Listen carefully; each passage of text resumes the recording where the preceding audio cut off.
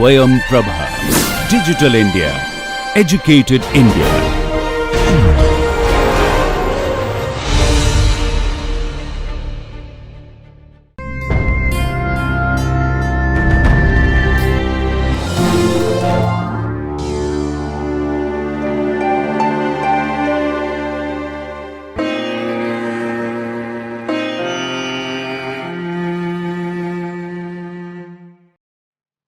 Welcome, dear learners. This is a video for the subject of education. The course is Bachelors of Education and the paper is Child Development and Learning. This particular video is from the major topic Teacher's Role, and this lecture is going to cover Role of Teachers in Contemporary School System. The video is recorded by Professor Jasim Ahmed. The course coordinator for this video is Dr. Iram Khan from Jamia Millia Islamia, New Delhi. She is also the academic expert or reviewer for this video. The presenter or subject matter expert is Professor Jasim Ahmed from Jamia Millia Islamia, New Delhi.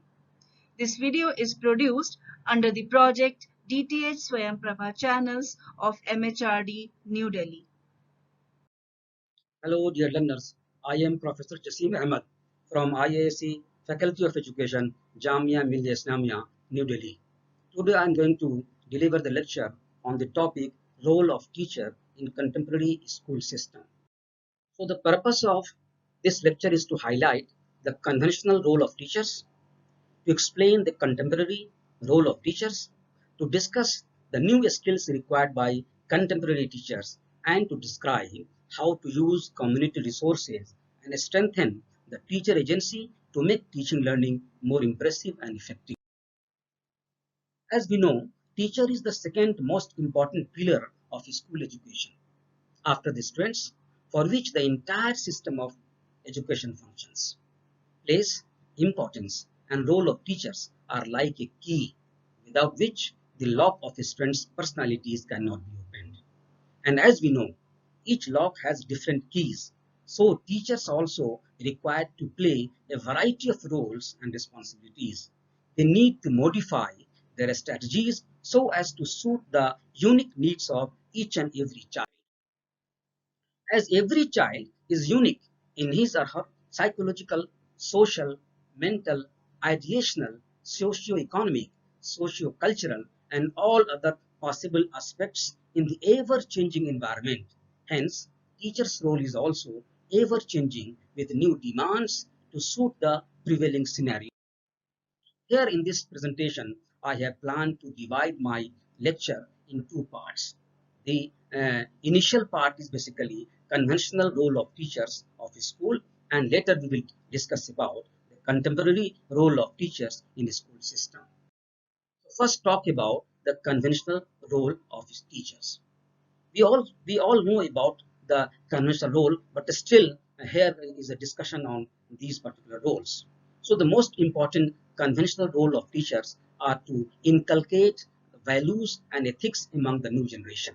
So whatever values and ethics are being revered in the society, are being accepted by the society, are being accepted at the family level, at the social level, at the national level, these are supposed to be imbibed by the learners and taught by the teachers through different models of teaching and learning. Teachers have to present themselves as a model so that students can imbibe those values from their teachers. Teachers need to have command on the subject so that you can better teach your learners whatever you are supposed to teach. So these are the conventional roles of teachers. Then we must understand as a conventional role that each and every teacher must be expert in the pedagogy or transactional strategies of teaching in that particular subject. So if I am a teacher of biology, I must understand and must able to apply the pedagogy or transactional strategies which are effective in the teaching of biology. If somebody is a teacher a teacher of physics or history or social science or economics or accountancy, each and every subject has some core pedagogical strategies and some specific strategies. So all the core as well as specific strategies of teaching, core and specific pedagogy of teaching must be understood by each and every teacher so that he or she can apply those skills in the teaching learning process and make his or her teaching effective and impressive, and so that learners can achieve to their best capacity. Similarly, another conventional role is that each and every teacher must understand the assessment techniques. Unless you assess whether the students are learning in your class or not, you cannot finish your task. So your function as a teacher is not just to teach in the classroom, just to go in the class and teach whatever you want to teach, just to go into the class and say whatever you want to say, just to go into the class and deliver your lecture whatever you want to deliver. But the most important thing is that whether the learners are learning something from your side or not.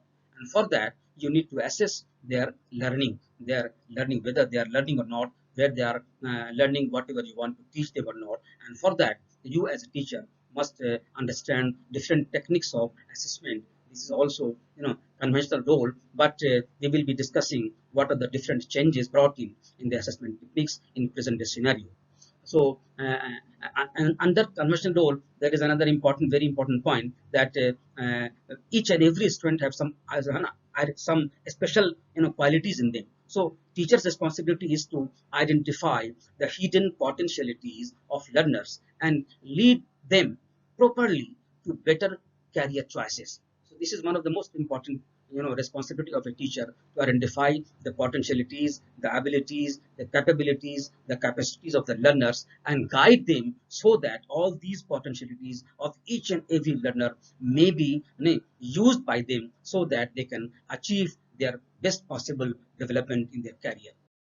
Every teacher must be aware and must be able to apply psychological, sociological, philosophical principles involved in teaching learning process. And this is the basic reason that in all the teacher education program, be it diploma in elementary teacher education or bachelor's of education or master of education, in all these programs, you will find that these three, that is psychological foundation, sociological foundation, and philosophical foundation of education builds the core part of the curriculum. So we as a teacher must know and must be aware about, must be able to understand the basic philosophy behind all these things, and must be able to apply these basic philosophy, basic psychology, and basic sociology in the teaching learning of our students in the classroom and the school setup. Because we are supposed to educate the child, not just to teach the child. Teaching is different and educating is different. As Immanuel Kant has said, education is the development in the individual of all the perfection of which he is capable. So now the question is, each and every child is capable for a particular purpose. Each and every child has some specific capabilities present in them. Now the teacher's responsibility is to identify those potentialities, to identify those capabilities and educate them accordingly. That's why we as a teacher must try to understand what is education and how to educate and how it is different from just teaching.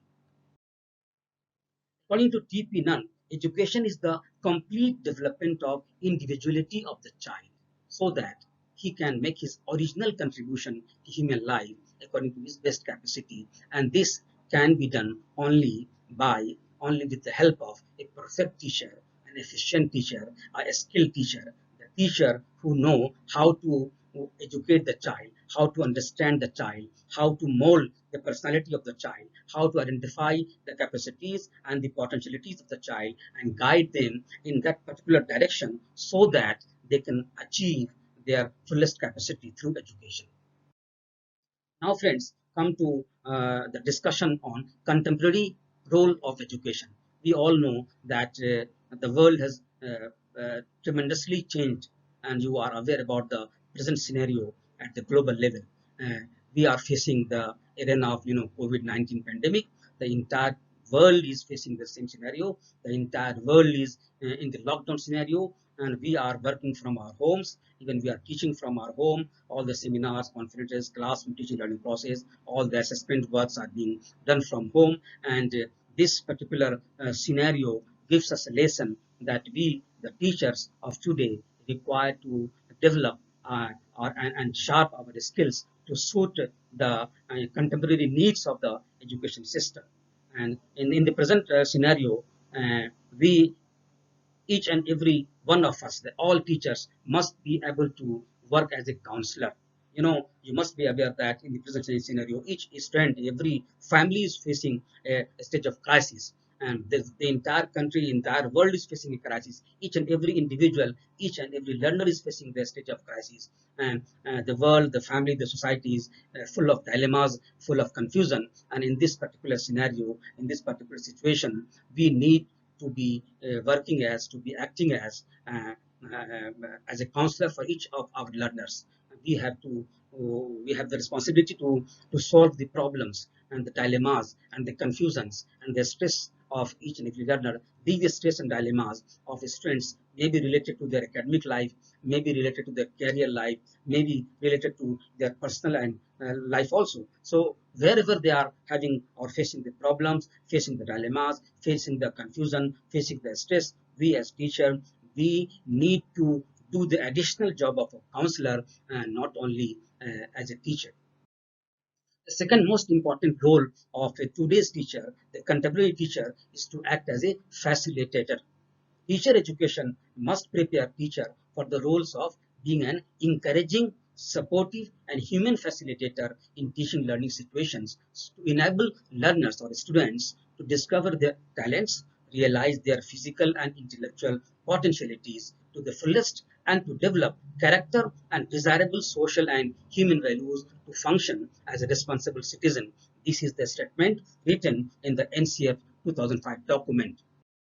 It also says that teachers also need to be an active member of a group of persons who makes a conscious effort for curricular renewal so that it is relevant to changing social needs and the personal need of learners. So it is also the responsibility of the teacher to make the government, make the policy maker, make the curriculum framer aware about the changes which are required as per the demands of the society, demands of the community, and demands of the nation at large.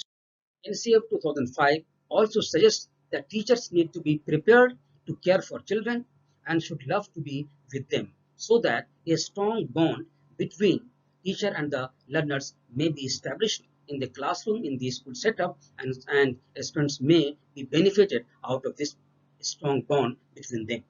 They should also understand children with social, cultural, and political context. If teachers understand the cultural, social, and political context, only then they can be effective in the teaching learning process in the classroom and different academic activities. They are also required to be receptive and be constantly learning. That is, if the teachers have stopped the process of learning, they cannot be effective in the classroom. So each of us, we all teachers need to update our knowledge, update our understanding in our subject areas and the associated areas so that we can fulfill the demands and need of the learners in the classroom. We also require to view learning as a search for meaning out of personal experience and knowledge generation as a continuously evolving process of reflective learning. We should also view knowledge not as an external reality embedded in textbook, but as constructed in the shared context of teaching, learning, and personal experiences. We also try to own responsibility towards society and work to build a better world. This is one of the most important point, according to my opinion, because we the teachers have to be highly responsible towards our learners, towards the society, towards the community, and towards the nation at large. We also should appreciate the potential of productive work and hands-on experience as a pedagogic medium both inside and outside the classroom so that the students can learn a lot and they can develop their various skills for their growth and development. We also try to analyze the curricular framework, policy implications, and text so that we can contribute in a better way in the educational development of the country. Next point, number 5, is competency in being online. As we know, we are facing the crisis of pandemic nowadays, and the entire world is locked within offices, within rooms, within homes, and we are we all are working from home. We are taking classes. We are doing submitting. Students are submitting, their assignment, their test. So everything is online. Everything is online. And in this scenario, each and every teacher required to develop their skills of being online. They require to develop their skills, their competencies, their capacities to work online, to teach online, to assess their student performance online, to provide guidance online, and to provide each and every kind of support to the learners online. Only then you can continue with the pace of the development of the country, and you can contribute in a better way for the development of the child and for the development of the learners. So we must be ready to use and teach online, and use of ICT tools are very important in present scenario. We must understand and learn, and we must apply all these skills. We must be competent enough to use smart classes, to use social media platforms like YouTube, Instagram, WhatsApp, blogs, Facebook, online classes on Google Meet, Zoom, Jitsi Meet, etc. All these are very important part of teaching learning process, and most important equipment of teaching learning process in the present scenario. We must be aware about, and we must learn the how to apply, how to use virtual library, how to use virtual laboratory, how to use the skills of virtual reality, how to apply augmented reality in our teaching learning process using online mode of teaching learning. We must understand the concept of mixed reality, which is going to be the future of the entire world in the days to come. And next important point is that each and every teacher in the present scenario need to be a good friend, a good philosopher, and a guide for each and every learner. Unless we develop a very strong bond with the learner, unless we develop a good, a healthy friendship with the learner, so that the learner can come forward, and they can discuss their problem, their issues with us as a teacher. We cannot help them in a better way to develop in their achieving their task, achieving their goals, and going ahead in the field of their choice and career. So we need to develop a very strong, a very healthy, loving relationship with our learners, and we must have a very positive philosophy of life, and we must act as a good guide for each and every learner in the classroom, in the school environment. We also need to nurture creativity and positive attitude and problem solving skills among the learners. These are the three most important attribute of personality of learners and personality of individual in the present day scenario. In all walks of life, creativity is being in great demand nowadays, and the person who are creative are getting much more opportunity to develop and grow. Only the creative persons are being needed in each and every organization nowadays. Creative persons are being uh, welcomed by the big companies, the multinational companies, and they are involving them, the creative people, to create something, and to present the world something new in a different way. And all these, of course, must require a positive attitude and problem solving skills on the part of each and every employee, each and every individual, each and every citizen, and to develop such learners who have creativity and a positive attitude, problem solving skills. We as a teacher first need to develop these three in our own personality. Only then we can develop these among our learners. We also should reflect the attitude of a professionally competent teacher, not just a teacher who simply controls the child to sit in the classroom during his periods. We need to build ourselves.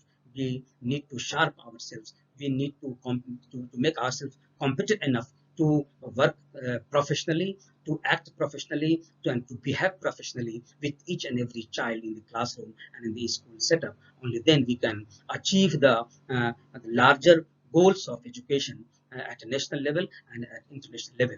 We also try to develop the competency in using low-cost self-improvised teaching aids. We are aware that many of the schools in rural areas and the semi-urban areas are having a scarcity of teaching aids or teaching learning machines or teaching learning equipments. They have a scarcity of resources. They have a financial crunch, and the schools are facing the problem of buying a problem of purchasing the equipments in the science laboratory or in for the regular classroom. Teachers need to develop these skills that they can create their own teaching learning materials, and these materials will be low cost material which they can develop on their own by using the waste material, by using the low cost material, and by involving the learners in the classroom and developing these materials. If you involve those students of the classroom in developing these materials and you develop these materials on their own, you will be highly interested in getting a good result in teaching learning process, because those materials will be developed by you and you will face challenging to have a better result by using those materials. We as a teacher must try to understand that outcome is important, not merely teaching. So teaching is something different and outcome is different. We generally try to set up the objectives of objectives of teaching, and we forget what is the outcome of teaching, the learning outcomes. So learning outcomes are more important than the learning learning objectives. So objectives are basically meant for teachers who are going to teach a particular topic, particular content in a particular way, and accordingly they teach. But much more important is whether the students have learned or not, whether the students have developed those skills which we were trying to develop in them or not. So learning outcomes must be kept in the mind by the teachers, and at the end of the lesson, at the end of the class, at the end of a unit or topic or a chapter, teachers very honestly, teachers with very honesty must try to assess the learning outcomes of their students, and if they have achieved those learning outcomes in a better way, only then you as a teacher, we as a teacher must be happy within ourselves that yeah, we have done a good job. And if the learning outcomes are not achieved to a satisfactory level, then merely teaching is not going to work for the learner, for you as well, and for the nation at large. We as teachers also need to find ways to assess teaching outcomes. As we have said, learning outcomes should not be equated with teaching outcomes. Teaching outcomes is simply just you went into the classroom and you teach the entire class, but teaching may result into better learning outcomes or may not result into better learning outcomes. So learning outcome should be the focus of the teacher and not merely the teaching outcomes. And basically, if learning outcomes are good, if most of the students of the class have learned a lot, whatever you wanted to teach, and then you can say that, of course, if the learning outcomes are good, teaching outcomes are good. If the learning outcomes are not good, it means that teaching outcomes are also not good, and teachers are supposed to work in a better way so that the learning outcome may be improved. So if learning outcomes are improved, then it automatically gives a signs that the teaching outcomes have improved. Next important point is that students learned a lot on their own. Teacher needs to raise his or her contribution. Now, many times we find that some of the students of the class are achieving 90% or 95%, learning a lot, and we as a teacher think that, oh, it's my achievement. Maybe it is some of your achievement, but may not be. There are students having high potential, high intelligence. They are themselves very intelligent and very hardworking. They have their own support system at their homes. They have their own support system in different ways, and maybe they are achieving because of their own efforts. And your contribution as a teacher may be less in the contribution in the achievement of that particular individual. So the teacher's achievement at large, in my opinion, is basically the average achievement of the class is the teacher achievement. And this must be taken into consideration, and this must be kept in mind by each and every one of us as teacher. We also should uh, understand the new approaches and methods of teaching and assessment. Nowadays, there are three different modes of assessment are being talked about in NCRT. Also, NCRT has also developed documents on different modes of assessment, and nowadays three different modes are very important. Are being discussed, that assessment of learning, assessment for learning, and assessment as learning. Now assessment is not being considered as just a means to evaluate and to assess what the students have learned, but assessment are being conceived and by being used in three different forms: assessment of learning, that is whatever the students have learned and what they have learned, up to what extent they have learned; and assessment for learning, that is during the process of teaching and learning, whether the students are learning or not. So it is a continuous process of assessment. During the process of assessment, you assess their learning, and if you find that the learning is going in a good way, in a proper pace, it's well and good. And if your students are facing any problem during the process, you rectify that problem so that the learners may be put on the right track. And finally, the third most important nowadays is assessment as learning. So nowadays, assessment is being used as a means of learning also. So whenever you give a chance to assess a particular student, the copy of another of his classmate, basically cross evaluation, you can say, a cross assessment, you can say peer assessment. So if a student A is assessing the copy or answer sheet of student B, then A is learning how to assess, and during the process he may learn a lot by reading out the answers given by his classmate. Similarly, if the peer assessment process is applied in the classroom, each and every student will learn not only how to assess, but they will also learn the concepts and the theories and the principles and the content being discussed in the answer sheet by many of the students in the class, because each and every answer sheet are different in their own way. And by assessing the work of your peer, the classmate, the friends, we learn a lot. Next important point is that we as a teacher need to develop continuous relationship with our alumni and help each other in dealing with professional issues. This is very important idea, which most of the schools, most of the colleges and universities are lagging behind in this particular arena.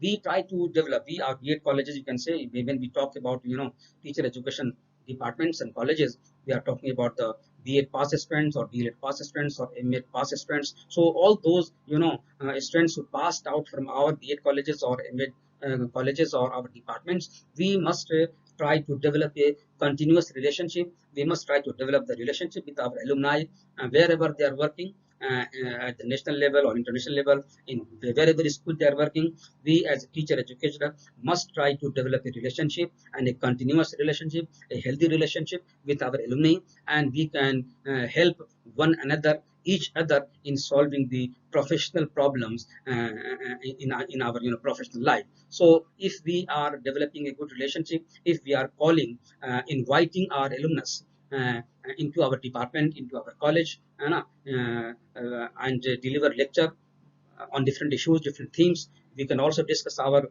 problems, academic problems, with our alumni, and they can help us in dealing those problems in a better way. Similarly, we can also go to their schools, their colleges, wherever they are working, and we can help in solving their problems. And if we can develop this kind of relationship, a continuous and healthy relationship, then I hope that it will be very helpful in dealing with, in solving the issues and the problems of our academics in our department, as well as in the schools where our alumni is working. And it will also give motivation to the new generation and the new students who are admitted into our institution. So we must work on this particular aspects of alumni relationship.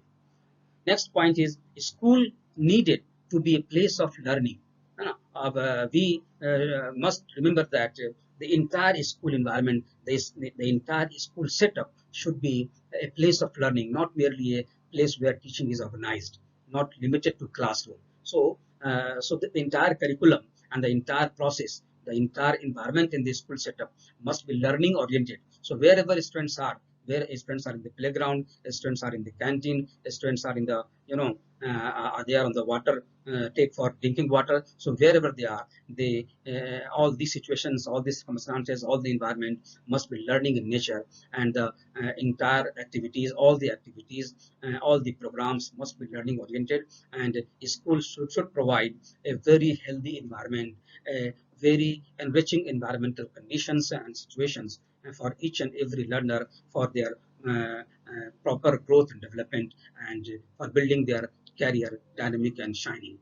Then the next point is that a modern teacher needs to be like a Superman or Superwoman. As we know that there was a film on Superman, and then where we can see that each and every child is attracted toward the Superman, because that man is ready to solve the problem of each and every individual whoever comes to the Superman. So, and present day teachers are required to be like them, so that all the students you are dealing with, they must be ready to come to you, so that they can discuss their problem in a better way, in a fear-free environment, and you should try to develop a relationship in such a way that they can come, and you should be in a position to solve their problem, in a better manner. We also need to have a continuous updating our own knowledge and the skills. Unless we update our own knowledge, we can't be effective in the present scenario.